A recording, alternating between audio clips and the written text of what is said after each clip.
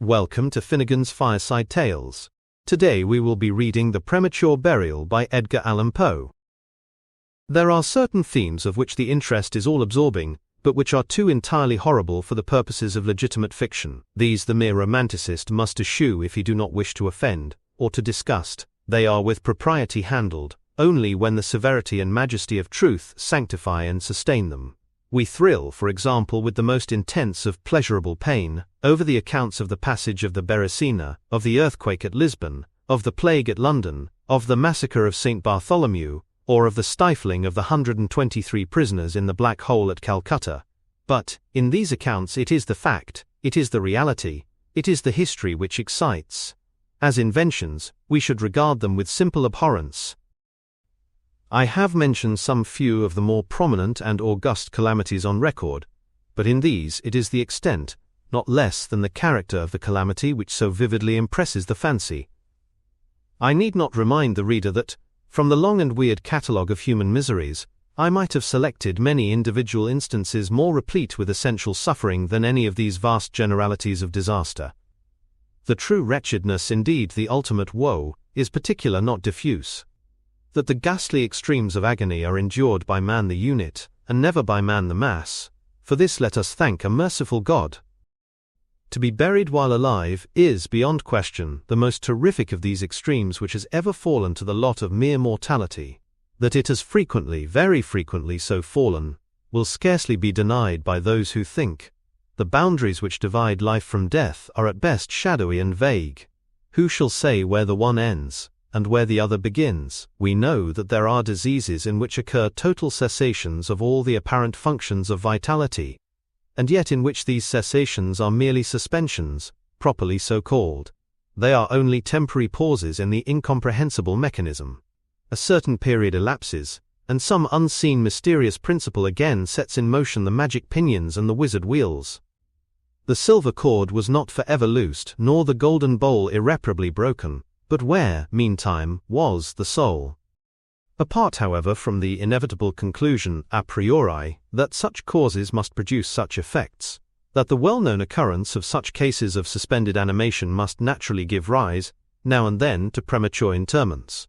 Apart from this consideration, we have the direct testimony of medical and ordinary experience to prove that a vast number of such interments have actually taken place. I might refer at once, if necessary, to 100 well-authenticated instances. One of very remarkable character, and of which the circumstances may be fresh in the memory of some of my readers, occurred, not very long ago, in the neighboring city of Baltimore, where it occasioned a painful, intense, and widely extended excitement.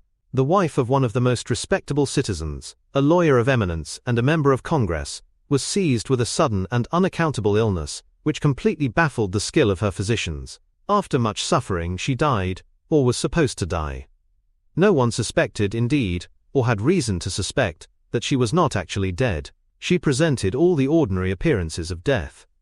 The face assumed the usual pinched and sunken outline. The lips were of the usual marble pallor, the eyes were lusterless, there was no warmth, pulsation had ceased. For 3 days the body was preserved unburied, during which it had acquired a stony rigidity. The funeral, in short, was hastened, on account of the rapid advance of what was supposed to be decomposition. The lady was deposited in her family vault, which, for 3 subsequent years, was undisturbed. At the expiration of this term it was opened for the reception of a sarcophagus, but alas, how fearful a shock awaited the husband, who personally threw open the door. As its portals swung outwardly back, some white-apparelled object fell rattling within his arms. It was the skeleton of his wife in her yet unmoulded shroud. A careful investigation rendered it evident that she had revived within 2 days after her entombment, that her struggles within the coffin had caused it to fall from a ledge or shelf to the floor, where it was so broken as to permit her escape. A lamp which had been accidentally left, full of oil, within the tomb, was found empty. It might have been exhausted, however, by evaporation. On the uppermost of the steps which led down into the dread chamber was a large fragment of the coffin, with which it seemed that she had endeavored to arrest attention by striking the iron door. While thus occupied, she probably swooned or possibly died, through sheer terror, and in falling, her shroud became entangled in some ironwork which projected interiorly. Thus she remained, and thus she rotted, erect. The Chirurgical Journal of Leipzig, a periodical of high authority and merit, which some American bookseller would do well to translate and republish, records, in a late number, a very distressing event of the character in question. An officer of artillery, a man of gigantic stature and of robust health, being thrown from an unmanageable horse, received a very severe contusion upon the head, which rendered him insensible at once. The skull was slightly fractured, but no immediate danger was apprehended. Trepanning was accomplished successfully, he was bled, and many other of the ordinary means of relief were adopted. Gradually, however, he fell into a more and more hopeless state of stupor, and finally it was thought that he died. The weather was warm, and he was buried, with indecent haste, in one of the public cemeteries. His funeral took place on Thursday. On the Sunday following, the grounds of the cemetery were, as usual, much thronged with visitors, and about noon, an intense excitement was created by the declaration of a peasant, that while sitting upon the grave of the officer, he had distinctly felt a commotion of the earth, as if occasioned by someone struggling beneath. At first, little attention was paid to the man's asseveration, but his evident terror, and the dogged obstinacy with which he persisted in his story, had at length their natural effect upon the crowd. Spades were hurriedly procured, and the grave, which was shamefully shallow, was, in a few minutes, so far thrown open, that the head of its occupant appeared. He was then, seemingly dead, but he sat nearly erect within his coffin, the lid of which, in his furious struggles, he had partially uplifted. He was forthwith conveyed to the nearest hospital, and there pronounced to be still living, although in an asphytic condition. After some hours he revived, recognized individuals of his acquaintance, and, in broken sentences, spoke of his agonies in the grave. From what he related, it was clear that he must have been conscious of life for more than an hour, while inhumed, before lapsing into insensibility. The grave was carelessly and loosely filled with an exceedingly porous soil, and thus some air was necessarily admitted. He heard the footsteps of the crowd overhead, and endeavored to make himself heard in turn. It was the tumult within the grounds of the cemetery, he said, which appeared to awaken him from a deep sleep. But no sooner was he awake than he became fully aware of the awful horrors of his position. This patient, it is recorded, was doing well, and seemed to be in a fair way of ultimate recovery, but fell a victim to the quackeries of medical experiment. The galvanic battery was applied, and he suddenly expired in one of those ecstatic paroxysms which, occasionally, it superinduces. The mention of the galvanic battery, nevertheless, recalls to my memory a well-known and very extraordinary case in point, where its action proved the means of restoring to animation a young attorney of London, who had been interred for 2 days. This occurred in 1831, and created, at the time, a very profound sensation, wherever it was made the subject of converse. The patient, Mr. Edward Stapleton, had died, apparently, of typhus fever, accompanied with some anomalous symptoms which had excited the curiosity of his medical attendants.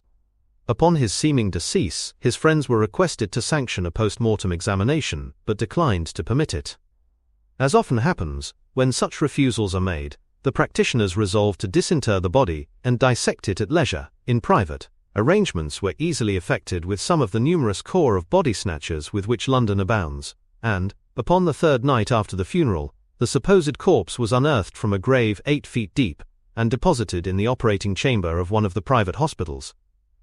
An incision of some extent had been actually made in the abdomen, when the fresh and undecayed appearance of the subject suggested an application of the battery. One experiment succeeded another, and the customary effects supervened, with nothing to characterize them in any respect, except upon 1 or 2 occasions, a more than ordinary degree of lifelikeness in the convulsive action. It grew late. The day was about to dawn, and it was thought expedient, at length, to proceed at once to the dissection. A student, however, was especially desirous of testing a theory of his own, and insisted upon applying the battery to one of the pectoral muscles. A rough gash was made, and a wire hastily brought in contact, when the patient, with a hurried but quite inconvulsive movement, arose from the table, stepped into the middle of the floor, gazed about him uneasily for a few seconds, and then spoke. What he said was unintelligible, but words were uttered, the syllabification was distinct. Having spoken, he fell heavily to the floor. For some moments all were paralyzed with awe, but the urgency of the case soon restored them their presence of mind. It was seen that Mr. Stapleton was alive, although in a swoon. Upon exhibition of ether he revived and was rapidly restored to health, and to the society of his friends, from whom, however, all knowledge of his resuscitation was withheld, until a relapse was no longer to be apprehended. Their wonder, their rapturous astonishment may be conceived.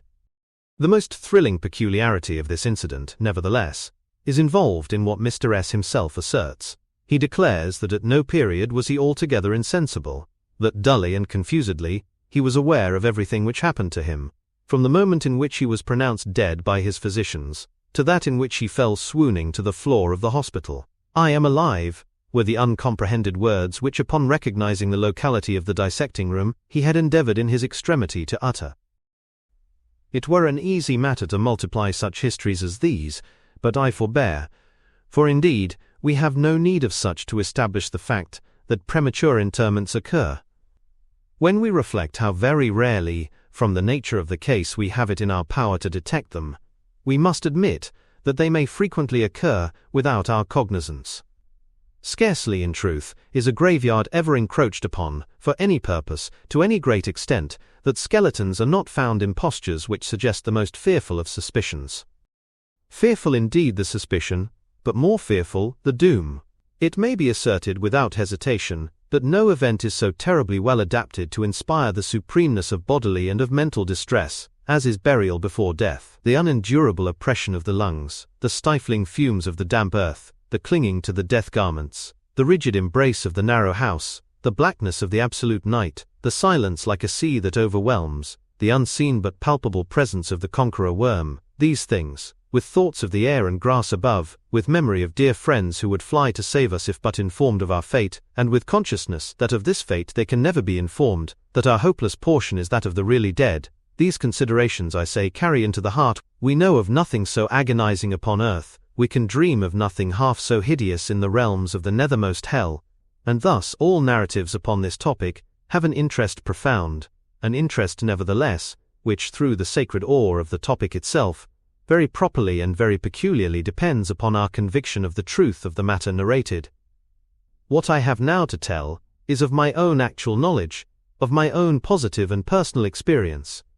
For several years I had been subject to attacks of the singular disorder which physicians have agreed to term catalepsy, in default of a more definitive title, although both the immediate and the predisposing causes, and even the actual diagnosis of this disease are still mysterious.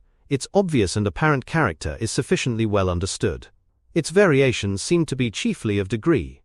Sometimes the patient lies for a day only, or even for a shorter period, in a species of exaggerated lethargy. He is senseless and externally motionless, but the pulsation of the heart is still faintly perceptible.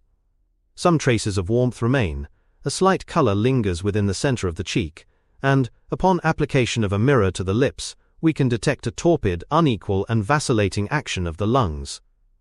Then again the duration of the trance is for weeks, even for months, while the closest scrutiny, and the most rigorous medical tests, fail to establish any material distinction between the state of the sufferer, and what we conceive of absolute death.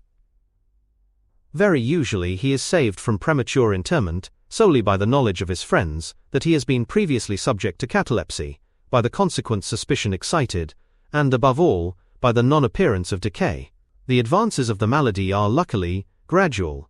The first manifestations, although marked, are unequivocal. The fits grow successively more and more distinctive, and endure each for a longer term than the preceding. In this lies the principal security from inhumation. The unfortunate whose first attack should be of the extreme character which is occasionally seen, would almost inevitably be consigned alive to the tomb. My own case differed in no important particular from those mentioned in medical books. Sometimes, without any apparent cause, I sank little by little into a condition of semi-syncope or half-swoon, and in this condition, without pain, without ability to stir, or strictly speaking to think, but with a dull lethargic consciousness of life and of the presence of those who surrounded my bed, I remained, until the crisis of the disease restored me, suddenly, to perfect sensation. At other times I was quickly and impetuously smitten. I grew sick and numb and chilly and dizzy, and so fell prostrate at once. Then, for weeks, all was void and black and silent, and nothing became the universe. Total annihilation could be no more. From these latter attacks I awoke, however, with a gradation slow in proportion to the suddenness of the seizure. Just as the day dawns to the friendless and houseless beggar who roams the streets throughout the long, desolate winter night, just so tardily, just so wearily, just so cheerily came back the light of the soul to me. Apart from the tendency to trance, however, my general health appeared to be good, nor could I perceive that it was at all affected by the one prevalent malady, unless indeed an idiosyncrasy in my ordinary sleep may be looked upon as superinduced. Upon awaking from slumber, I could never gain at once thorough possession of my senses, and always remained for many minutes in much bewilderment and perplexity. The mental faculties in general, but the memory in especial, being in a condition of absolute abeyance. In all that I endured there was no physical suffering, but of moral distress and infinitude. My fancy grew carnal. I talked of worms, of tombs and epitaphs. I was lost in reveries of death, and the idea of premature burial held continual possession of my brain. The ghastly danger to which I was subjected haunted me day and night. In the former the torture of meditation was excessive, in the latter, supreme. When the grim darkness overspread the earth, then, with very horror of thought, I shook, as the quivering plumes upon the hearse. When nature could endure wakefulness no longer, it was with a struggle that I consented to sleep, for I shuddered to reflect that, upon awaking, I might find myself the tenant of a grave, and when finally I sank into slumber, it was only to rush at once into a world of phantasms, above which, with vast, sable, overshadowing wings, hovered, predominant, the one sepulchral idea. From the innumerable images of gloom which thus oppressed me in dreams, I select for record but a solitary vision.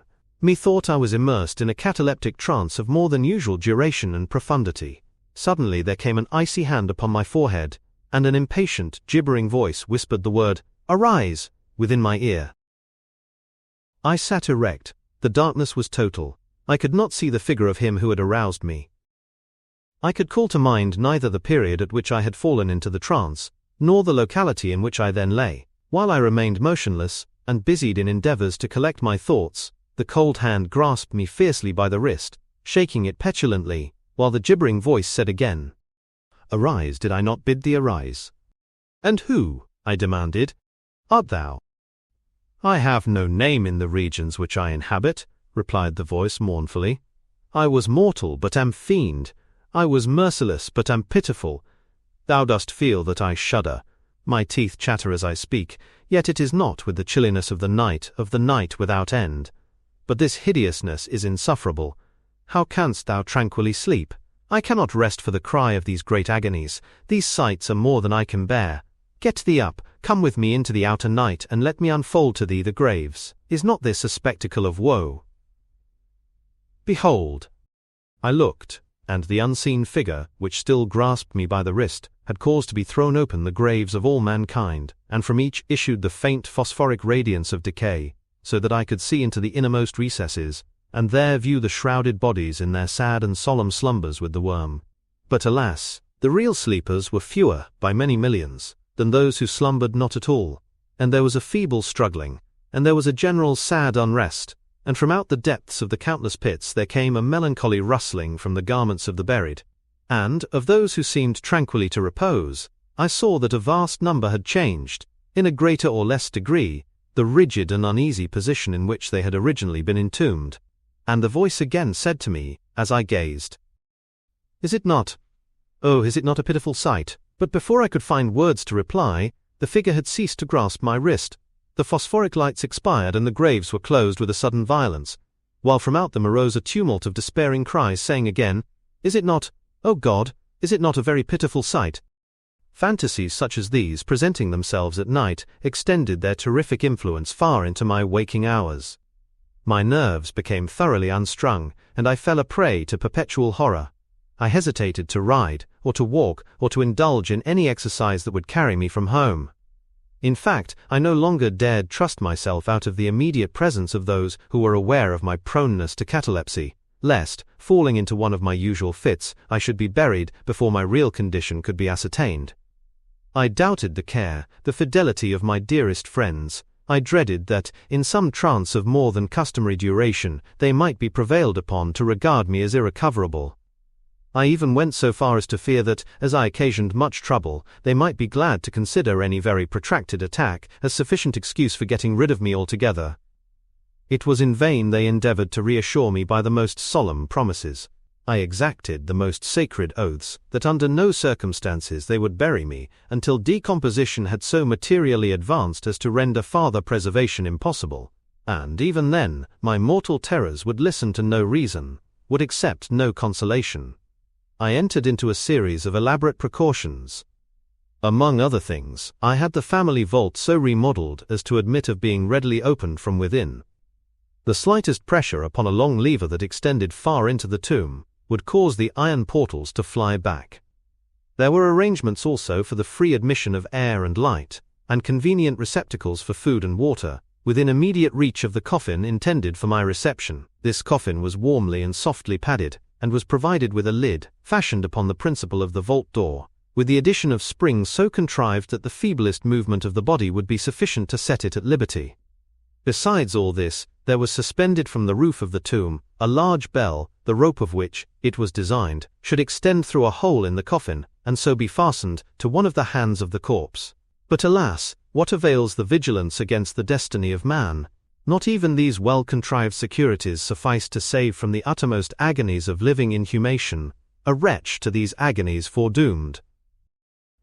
There arrived an epoch, as often before there had arrived, in which I found myself emerging from total unconsciousness into the first feeble and indefinite sense of existence.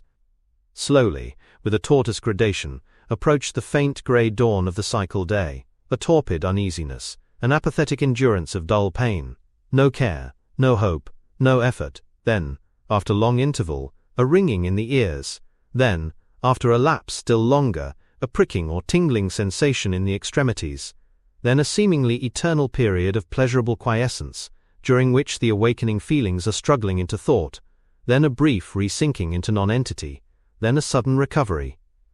At length the slight quivering of an eyelid, and immediately thereupon, an electric shock of a terror, deadly and indefinite, which sends the blood in torrents from the temples to the heart, and now the first positive effort to think, and now the first endeavor to remember, and now a partial and evanescent success. And now the memory has so far regained its dominion, that, in some measure, I am cognizant of my state. I feel that I am not awaking from ordinary sleep.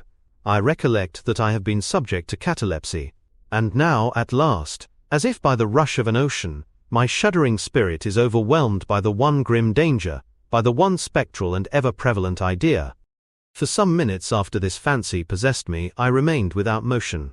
And why? I could not summon courage to move. I dared not make the effort which was to satisfy me of my fate, and yet there was something at my heart which whispered me it was sure. Despair, such as no other species of wretchedness ever calls into being. Despair alone urged me, after long irresolution, to uplift the heavy lids of my eyes. I uplifted them. It was dark, all dark. I knew that the fit was over. I knew that the crisis of my disorder had long passed. I knew that I had now fully recovered the use of my visual faculties. And yet it was dark, all dark, the intense and utter raylessness of the night that endureth forevermore. I endeavored to shriek, and my lips and my parched tongue moved convulsively together in the attempt, but no voice issued from the cavernous lungs which, oppressed as if by the weight of some incumbent mountain, gasped and palpitated with the heart at every elaborate and struggling inspiration. The movement of the jaws in this effort to cry aloud showed me that they were bound up, as is usual with the dead. I felt, too, that I lay upon some hard substance, and by something similar my sides were also closely compressed.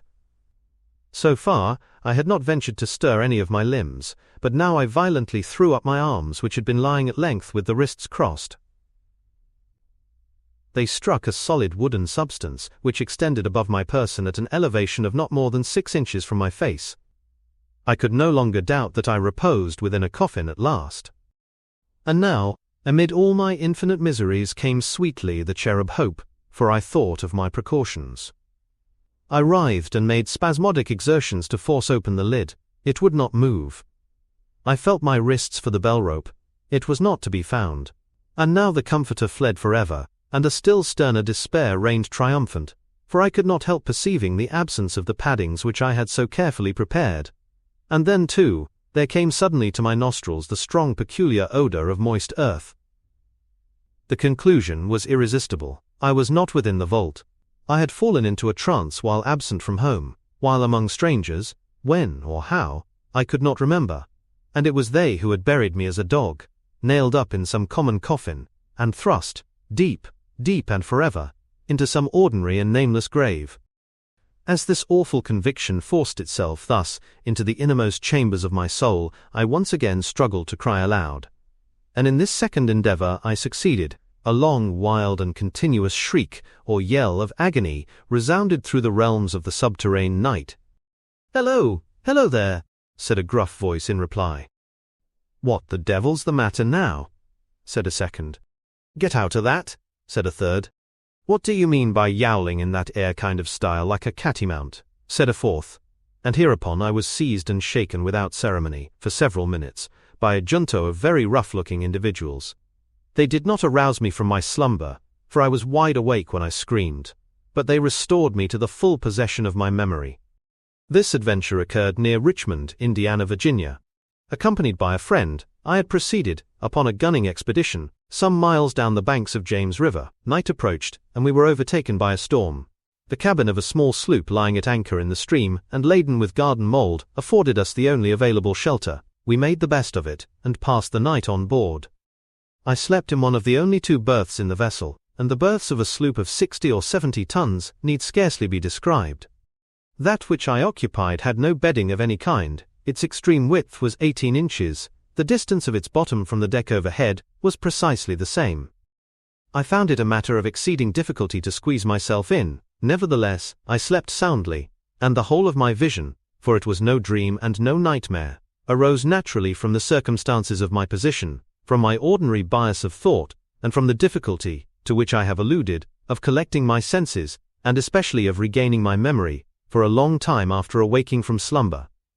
The men who shook me were the crew of the sloop, and some laborers engaged to unload it. From the load itself came the earthy smell. The bandage about the jaws was a silk handkerchief, in which I had bound up my head, in default of my customary nightcap. The tortures endured, however, were indubitably quite equal, for the time, to those of actual sepulture. They were inconceivably hideous, but out of evil proceeded good, for their very excess wrought in my spirit an inevitable revulsion. My soul acquired tone, acquired temper. I went abroad. I took vigorous exercise. I breathed the free air of heaven. I thought upon other subjects than death. I discarded my medical books. Book on, I burned. I read no night thoughts, no fustian about churchyards, no bugaboo tales, such as this. In short, I became a new man, and lived a man's life. From that memorable night, I dismissed forever my carnal apprehensions, and with them vanished the cataleptic disorder, of which, perhaps, they had been less the consequence than the cause. There are moments when, even to the sober eye of reason, the world of our sad humanity may assume the semblance of a hell, but the imagination of man is no Carathis, to explore with impunity its every cavern. Alas, the grim legion of sepulchral terrors cannot be regarded as altogether fanciful, but like the demons in whose company Afrasiab made his voyage down the Oxus, they must sleep, or they will devour us. They must be suffered to slumber, or we perish.